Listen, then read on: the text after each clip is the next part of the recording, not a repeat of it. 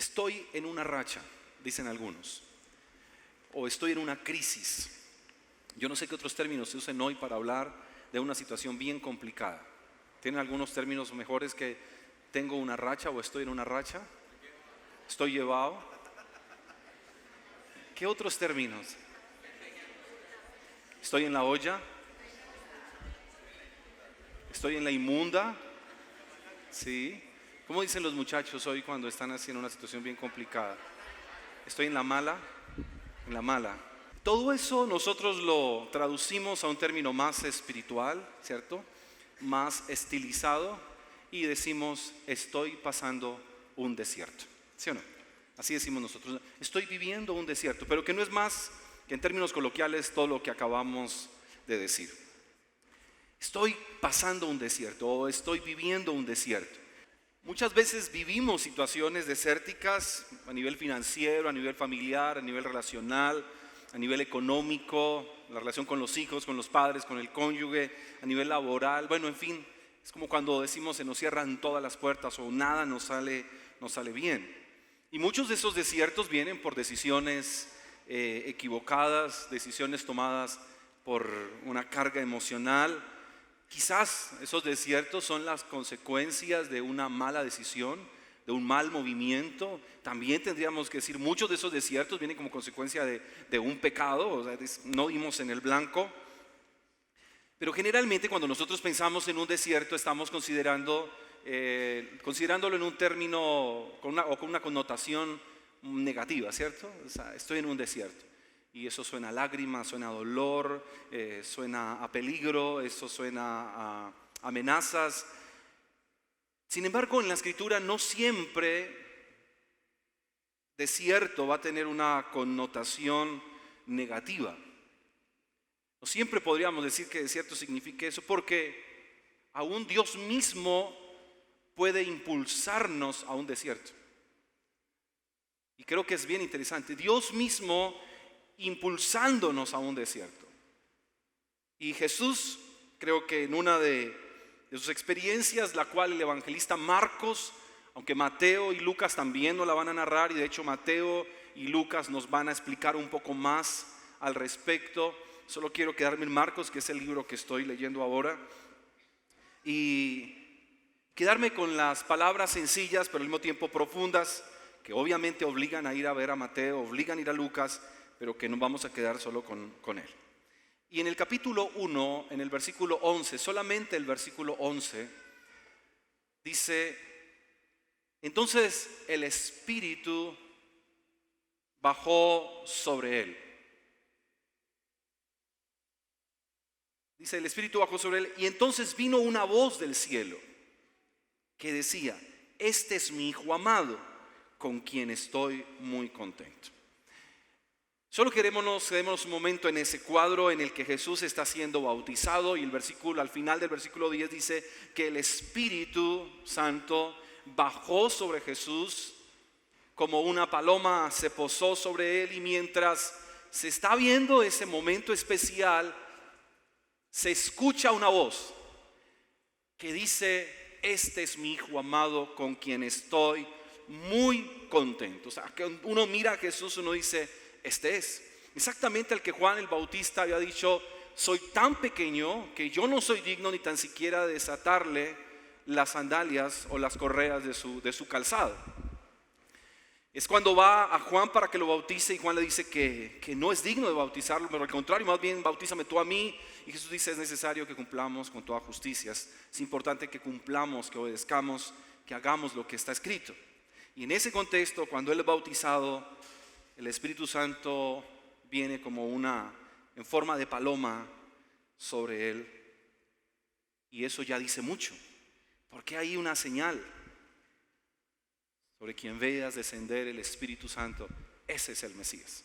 Así que para Juan es claro, este es. Aunque recuerden que ahora 8 días mirábamos que un momento de crisis de fe, él dice: ¿será que sí? Pero ahí él está diciendo: por la señal se cumple este es. Y mayor aún cuando el cielo se pronuncia. Yo creo que es un momento histórico que luego digo: ¿cómo es que los fariseos y el pueblo judío obviaron una voz? Semejante voz y semejante mensaje el que se da. Este es mi hijo amado. El cielo se pronuncia para decir, este es el hijo el que yo amo. Y que el cielo diga, en este caso el Padre, y yo estoy muy contento. Así que ahí la Trinidad de Dios, el Padre expresando su amor al Hijo, hablando de lo contento que está con Él, y el Espíritu Santo mismo viniendo en ese momento sobre el Mesías para que se cumpliera la profecía. Pregunto, ¿quiénes de los que están aquí también creen que son hijos amados de Dios?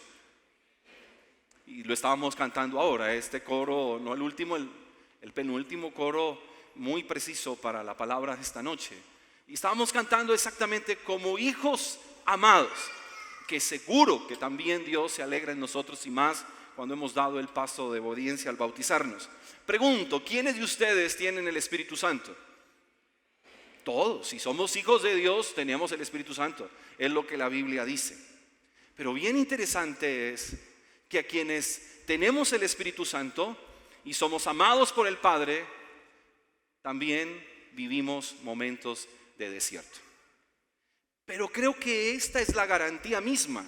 Si yo he de ir a un desierto, y entraré a un desierto como un hijo amado. Y si voy a entrar a un desierto, entraré al desierto convencido de que el Espíritu del Señor está conmigo. Y ya creo que esa noticia empieza a cambiarnos el panorama si de un desierto se trata. Y después de decir semejante declaración, el evangelista Marcos, el versículo 12 dice, inmediatamente el Espíritu Santo impulsó a Jesús ¿a dónde? Al desierto.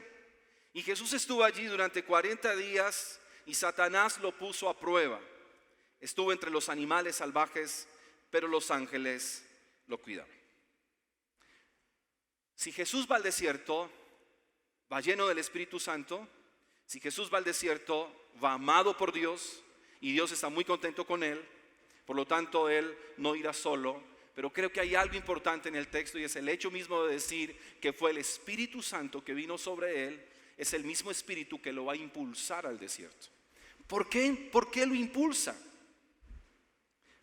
Porque era necesario, porque era importante, porque tenía que ir al desierto. ¿A qué fue al desierto? ¿Cuál era el objetivo de ir al desierto? Recuerden que este tiempo en el desierto es previo al inicio de su ministerio. Así que va al desierto, ¿por qué? Porque necesita ver al Padre, escuchar al Padre, para luego más adelante decir, yo no digo nada que no le escuche al Padre, y yo no hago nada que no le haya visto al Padre. O sea que son un tiempo en el desierto en el cual su comunión con el Padre, no digamos que se va a hacer más profunda, va a ser intensamente íntima. Un tiempo en el cual él necesita entrar en una profunda conexión, recibir toda la instrucción del Padre para hacer su ministerio y terminar en la cruz, ir a la tumba y resucitar y decirnos que en su victoria nosotros tenemos victoria. Note que aquí desierto es un plan del cielo. Es el Espíritu Santo el que lo impulsa al desierto. Y creo que un principio para nosotros es cuando el Espíritu le esté impulsando al desierto, déjese empujar, déjese llevar. Porque no es más que un tiempo de intimidad, de amor, de quietud, aunque el enemigo aprovechará. Recuerden pues que cualquier circunstancia que nosotros vivamos, el enemigo siempre tratará de aprovecharla para sacarnos, para desviarnos, para desenfocarnos. Ahora, muchos tienen la idea de que Jesús está 40 días en el desierto y que cuando sale el diablo lo va a tentar. No, pero cuando uno lee exactamente bien los textos y reflexiona un poco bien en lo que los evangelistas querían mencionar, si Jesús es impulsado por el Espíritu al desierto, desde ese mismo momento Satanás por 40 días lo estuvo asediando. No fue que lo asedió el último día. Todos los 40 días Satanás estuvo ahí hostigando, tentando y colocándolo a prueba. Solamente que Jesús solamente les ha contado a ellos 3 propuestas que el enemigo le hizo. Quizás más significativas, quizás era todo lo que Jesús quería que nosotros luego supiéramos, pero no nos dice todo lo que Satanás le dijo y todo lo que lo pudo hostigar en los 40 días. No va solo al desierto, pero está allí 40 días. Y qué particular que Jesús esté 40 días en el desierto y que ese 40 en la Escritura tiene un significado importante. ¿Recuerdan que el pueblo de Israel peregrinó 40 años en el desierto? ¿Recuerdan también que en el tiempo de Noé hubo un diluvio de 40 días y 40 noches? Que también Moisés estuvo 40 días en el monte Sinaí. Y que pasaron 40 años desde el momento mismo en que Jesús comienza el ministerio y el pueblo de Jerusalén recibe la predicación del evangelio hasta que fueron destruidos en el año 70. 40 años de predicación antes de ser destruidos. Particularmente que desde el marco de la naturaleza, 40 días para que el embrión se transforme en un feto.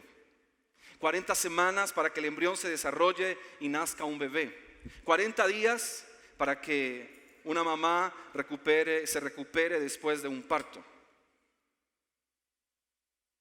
Y cuando pensamos en esto de 40 días Jesús en el desierto, en la Escritura la cifra 40 indica una preparación para el cambio.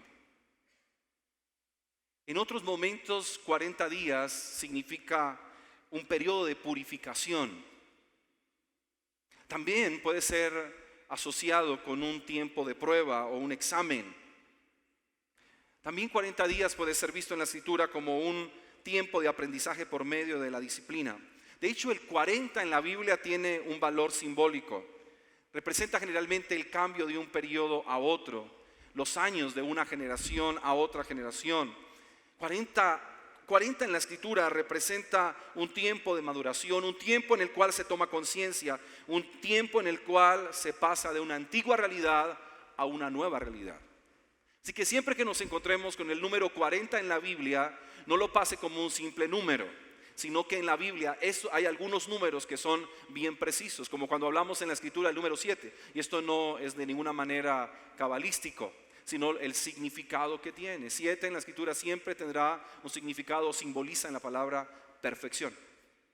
Pero en este caso 40 siempre tendrá que ver con un tiempo en el cual se está siendo purificado, un tiempo en el cual nos estamos preparando para una temporada mejor. Y es exactamente lo que está pasando aquí en el tiempo de Jesús. 40 días en el desierto, en un tiempo de ayuno, donde está siendo preparado para iniciar su ministerio. Un tiempo en el cual se enfrentará al enemigo, un tiempo en el cual él va a aprender todo aquello que necesita aprender del Padre para luego salir y hacer su ministerio. De alguna manera diríamos que ese tiempo que los evangelistas nos están marcando es que Jesús estuvo en el desierto el tiempo o el periodo perfecto para ser preparado para una tarea. Aquí nosotros podríamos decir entonces que el desierto que vivimos nosotros no tiene que ser o no será propiamente de 40 días, quizás será un par de semanas, quizás será un par de años, quizás podrá durar más de una década, pero cada desierto que nosotros vivamos durará el tiempo suficiente en el cual nosotros seamos perfeccionados, pulidos y enseñados por Dios. ¿Cuánto tiempo lleva usted en su desierto? Recuerde, el pueblo de Israel pudo cruzar el desierto en 18 días y Dios preparó por 40 años a Moisés. Otro dato de 40 años está Moisés en el desierto cuidando por mucho tiempo las ovejas de su suegro. Pero son 40 años en los cuales Moisés está conociendo el desierto para luego guiar al pueblo de Israel por el desierto y llevarlos a la tierra prometida. Y lo que solo duraría un máximo de 18 días terminó convirtiéndose en un periodo de 40 años. Quizás muchas veces nuestros desiertos podrían ser más cortos si fuéramos menos tercos, ¿no es verdad? Si entendiéramos el valor de la obediencia. Y quizás esta noche Dios a alguien le está hablando de manera muy particular. Quizás estás a un paso de terminar el desierto, solo si asumieras una actitud de humildad ante Dios. Quizás tu desierto esté a punto de terminar, solo si tuvieras la osadía de obedecerle a Dios y de creerle a Dios. Quizás otros están a mitad de su desierto o lo están comenzando, pero todo desierto tiene un tiempo límite. No es para siempre, pero necesitamos saber que es un tiempo en el cual Dios quiere purificar y quiere perfeccionar. Las cosas no siempre salen como las hemos planeado. No siempre el plan es tal como yo lo he querido, y quizás lo que para mí era el mejor plan termina siendo un desierto. Termina siendo todo un conflicto. Todo lo que de alguna manera yo había elaborado se desmorona. Y quizás ahí, en medio del caos, en medio de esos escombros de lo que quedó después de lo que usted trató de construir, lo que necesitamos por un momento es escuchar al Señor. Lo que necesitamos por un momento es venir al Señor y recordar lo siguiente. Escúcheme bien. Si usted está en un desierto ahora, solo quiero recordarle que el Espíritu de Dios está con usted. Y si usted está en un desierto ahora, solo quiero recordarle que el amor del Padre sigue siendo incondicional para usted. Y en medio del desierto son noticias que pueden reconfortarnos. Sigo siendo amado por Dios. Pero así de arduo y de candente es este tiempo, sí, pero siéntase amado por Dios en medio de las altas temperaturas del desierto que ahora mismo está viviendo. Señor, me dejaste de amar. No, note que el cielo acaba de decir: tú eres mi hijo amado y me complazco en ti, estoy muy contento contigo. Nos vemos en el desierto. Porque es inmediato. Te amo mucho. Pero ahorita vamos para el desierto. El Espíritu del Señor está sobre ti para que sepas cómo enfrentar el desierto. Quizás porque en el desierto perdemos la capacidad de ver al Padre amándonos, y en el desierto perdemos la capacidad de ver al Espíritu Santo guiándonos. Pero están ahí para nosotros. Están ahí. Y ese desierto para Jesús resulta, escúcheme en esto, el mejor lugar para vivir su devoción personal. El desierto termina siendo el mejor lugar para vivir su devoción personal. Y creo que muchas veces nuestros desiertos son un llamado del Señor a afianzar nuestra devoción por Dios. Me explico de esta forma. No porque voy al desierto, me encuentro con Dios para que me solucione ya este lío en el que me encuentro, sino donde aprendo a conocerlo a Él y aprendo a descansar en Él y aprendo a deleitarme en Él. Y qué particular que mientras Jesús está creciendo en su devoción con el Padre, mientras Jesús está creciendo en su comunión con el Padre, físicamente está siendo probado. Era un 100% hombre, no estaba comiendo, no dice que los ángeles venían y lo alimentaban, sino que lo cuidaban. Pero al mismo tiempo quedó expuesto a la perversa influencia de Satanás. Estaba ahí y Satanás lo puso a prueba. Y uno diría, pero si Dios sabía que Satanás lo iba a poner a prueba en el desierto, ¿por qué lo impulsó al desierto? Porque son necesarios para nosotros. Porque no terminan siendo un castigo, sino una temporada que nos permite madurar. ¿En qué esperamos se convierta usted en esta comunidad o en su vida cristiana? ¿En qué esperamos se convierta? ¿Alguien me lo puede decir? En un discípulo maduro que ama a Dios y todo lo que Él ama. Para todo discípulo que va en su proceso de madurez, hay desiertos esperando por nosotros. Porque es imposible madurar sin desiertos. Es posible profundizar nuestra devoción sin desiertos. Ni Jesús mismo queda exento de cruzar un desierto. Y quiera si o no, Satanás siempre buscará la forma de hacernos caer. Recuerde que la Biblia dice: anda como un león rugiente buscando a quién, pero no dice que los va a devorar. Busca a quién poder devorar, pero no nos va a devorar. mientras usted y yo vivamos confiados de que estamos bajo la cobertura del amor del Padre y el poder y la presencia del Espíritu Santo. Note que es un asunto de fe en el cual usted y yo necesitamos crecer. Pero note que en el desierto no solamente Satanás estuvo para hostigar, también dice que habían animales salvajes. ¿Qué representaría hoy para nosotros los animales salvajes en el desierto? Ahora, solo ubíquese usted en un desierto. Venga George, que hace mucho rato no viene por aquí, y hoy es tu noche. Puede sentarse ahí, gracias. Solo imaginémonos que Jorge Mario está en el desierto.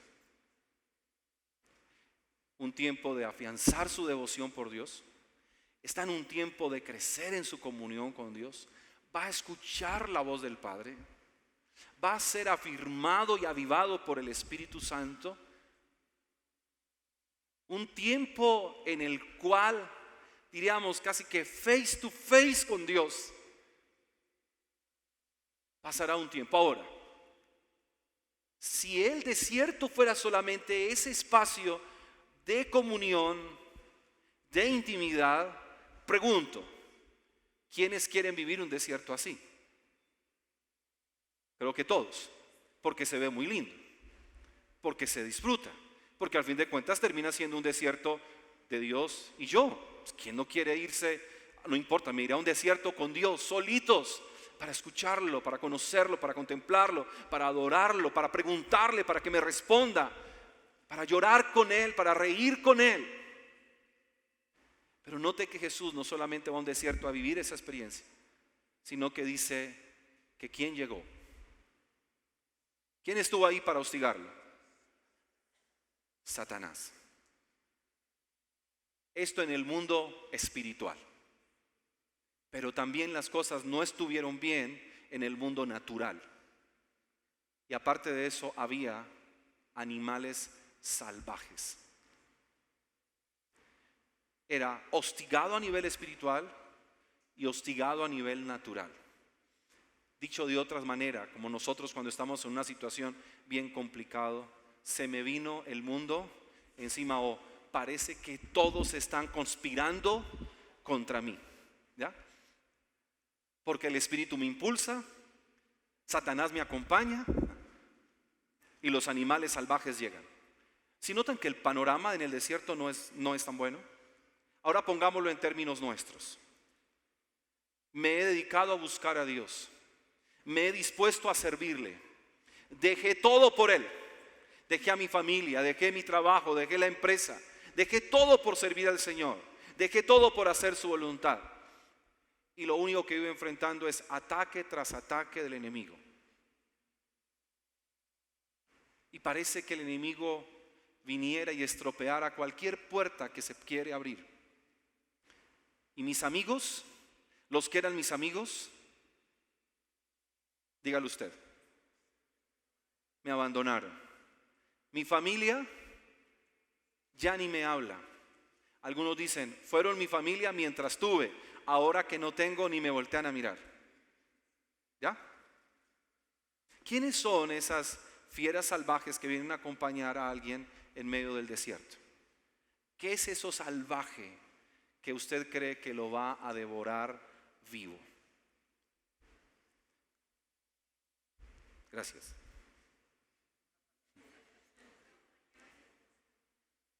¿Qué es eso salvaje que usted cree que lo está devorando? Quiero escucharlos.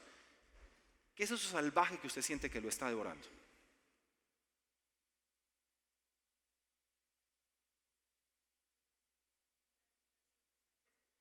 ¿Cuáles?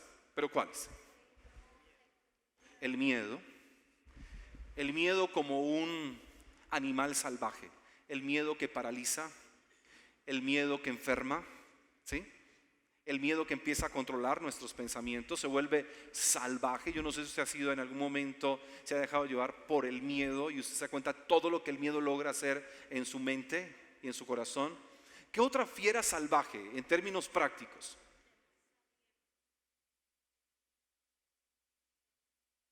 Esta es como primo hermano del miedo. Sí. Las deudas. Esos son culebras. Y esos sí que son fieras en el desierto, ¿cierto? Las deudas, las culebras.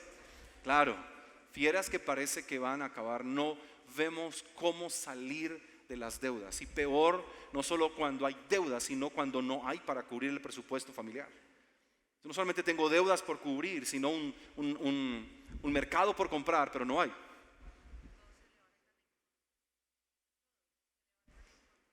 Esas fieras salvajes, las personas que amamos y que hemos creído que nos aman, se han levantado en contra nuestra. Censuran, critican, juzgan, abandonan, señalan.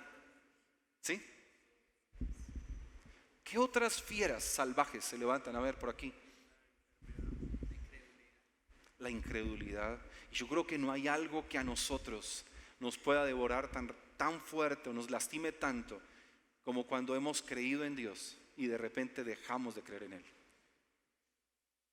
Y ya siento que no creo. Que lo que Él dijo en la Biblia parece que no es cierto, porque en mí no se cumple. Y se vuelve una fiera la incredulidad. He dejado de creer. ¿Qué otras fieras por aquí? El orgullo también. La desconfianza creo que es prima hermana también de la incredulidad. La codicia en medio del desierto también. ¿Alguien dijo otra cosa por aquí? La ansiedad,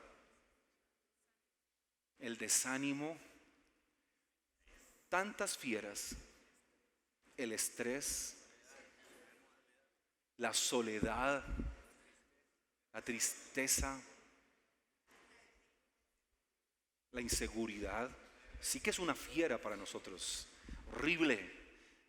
¿Quién aquí ha terminado un tanto lastimado por la inseguridad? A ver, despedaza.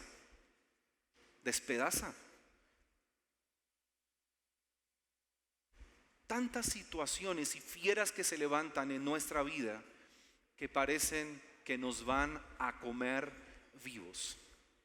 Y yo no sé si alguien esta noche esté exactamente en un desierto en el que duda de que Dios le ama, en el que duda que el Espíritu Santo está con él. Quizás ese desierto en el que la iglesia no ha sido lo que dijo que era, que está exactamente en ese desierto donde parece que todos los días le devoran un poquito más. Como que todos los días una fiera viene y muerde o rasguña.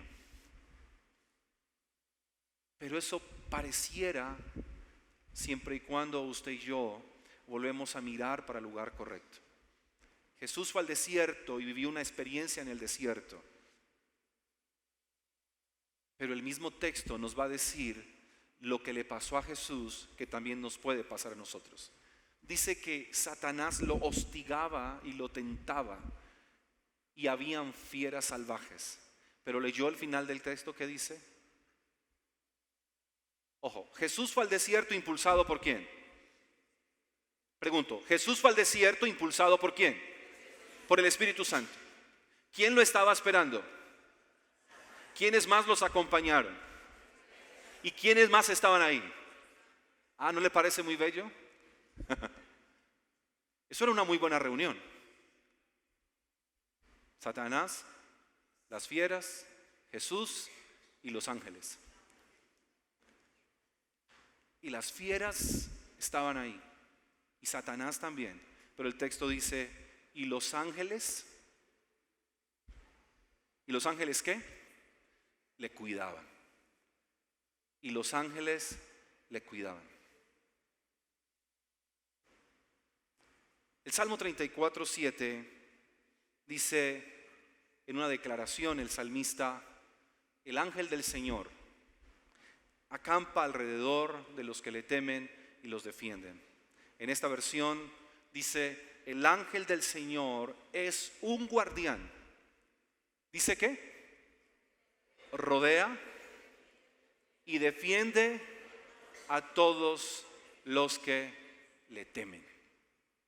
Y el ángel del Señor es un guardián que rodea y defiende a todos los que le temen. ¿A quién está haciendo referencia el salmista con el ángel del Señor?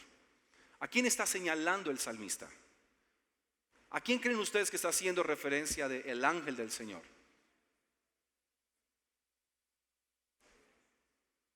A Cristo. A Cristo. Y Cristo vendrá a ser nuestro ¿qué? Nuestro guardián. ¿Qué nos rodea y qué nos defiende? Y creo que esa es la imagen con la que quiero que usted y yo nos vayamos esta noche de este lugar. No podemos negar que cada uno vive un desierto y que escuchamos el rugir de las fieras. De todo eso que ustedes enumeraron y de lo que no dijeron, pero que usted sabe que es una fiera que quiere acabar con usted. Que Jesús entiende esa realidad porque ha estado ahí, porque humanamente vivió esa situación, así que nos comprende nuestras debilidades, conoce acerca de nuestras luchas, no le es ajeno, no es un Dios que está allá en el cielo, que no tiene ni la más remota idea que es vivir en un desierto. No es un Dios que está a kilómetros de distancia, que no entiende que es vivir en caos, en crisis, que no entiende que es ser débiles, que no entiende que somos vulnerables, que no entiende que somos tentados, porque Él dice que Él se compadece de nosotros en nuestras tentaciones, se compadece de nosotros porque Él también fue tentado en todo, sin pecado, pero que sabe acerca de nuestra realidad, porque Él también la vivió. Él sabe que es sentir el rugir de las fieras aquí tan cerca. Él sabe que es tener a Satanás hostigándolo por días y días y días. Pero también Él sabe que es dejar que el poder de Dios venga para purificar, para limpiar, para perfeccionar y para levantar. Él sabe también lo poderoso que es que alguien aprenda a tenerle temor a Él. Eso había en Jesús. Y eso debe haber en nosotros si queremos que todo ese texto se cumpla en nuestras vidas.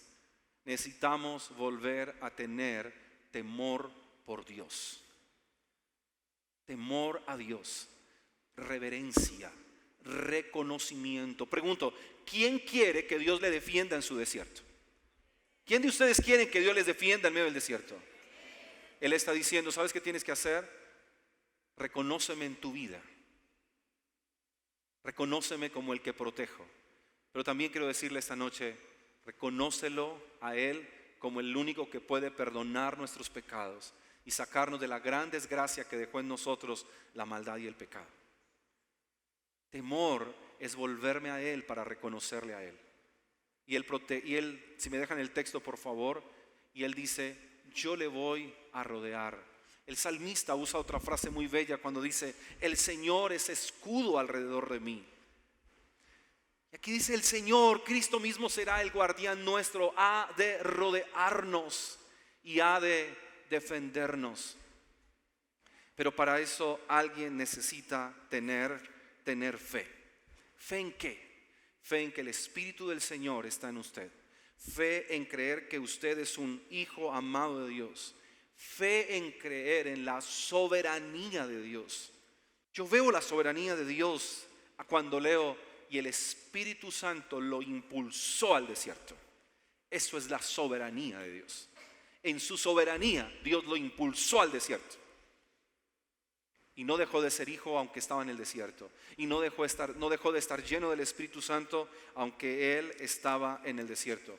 Aunque el rugir de las fieras fuera profundo, aunque Satanás hostigara tanto, Él seguía siendo un hijo amado de Dios. Él dice, y Él promete que ha de rodearnos y que ha de defendernos a todos los que le tenemos un temor que no es más que, no es miedo a Dios, sino reverencia, respeto y reconocimiento.